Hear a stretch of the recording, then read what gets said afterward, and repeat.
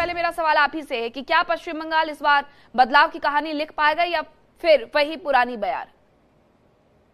देखिए, इसके बारे में कोई भविष्यवाणी करना तो उचित होगा नहीं। हम्म। लेकिन जो एक ट्रेंड देखने को मिला है बंगाल के इलेक्शन में, हम्म। वोटिंग परसेंटेज कम होता है तो बीजेपी को नुकसान होता है। हम्म। ये दो इलेक्शन में हम लोग देख चुके हैं।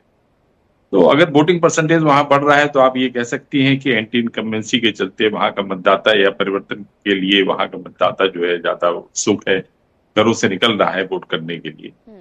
और इस बीच में हिंसक की भी खबरें आ रही हैं। हम्म। तो हो सकता है कि वहां परिवर्तन की बयार बह रही हो और इसी के चलते जो है वोटिंग परसेंटेज बढ़ रहा हो। लेकिन वोटिंग परसेंटेज का बढ़ना या घटना कोई किसी एक निश्चित उद्देश्य की पूर्ति के लिए होता है, इसको हम दावे के साथ नहीं कह सकते हैं। कि स्टेट के इलेक्शन में हमने देखा है कि जहां वोटिंग परसेंटेज बढ़ा है, रूलिंग पार्टी को उससे कोई नुकसान नहीं होता है, उसको फायदा ही मिला है। यूपी में देखा है हमने, हरियाणा में भी देखा है, महाराष्ट्र में भी देखा है। मध्य प्रदेश में भी 2023 के इलेक्शन में हम लोगों ने देखा कि किस तरह से वोट परसेंटेज बढ़ा था और रूलिंग पार्टी को ही फायदा हुआ था। तो ये बहुत अनिश्चितता की स्थिति है अभी बंगाल की, कुछ कह नहीं सकते हैं।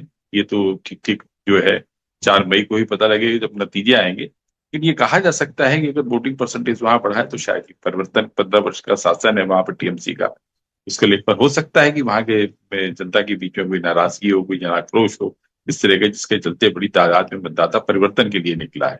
और जो ट्रेंड रहा है वहां का, वो भी ये देखने को मिला है कि जब कभी वोटिंग परसेंटेज कम हुआ है तो बीजेपी को नुकसान हुआ है। इसलिए उम्मीद ये की जा रही है कि इस बार का जो वोटिंग परसेंटेज जो 90-92% के आसपास जा रहा है, उसका फायदा बीजेपी को मिल सकता है।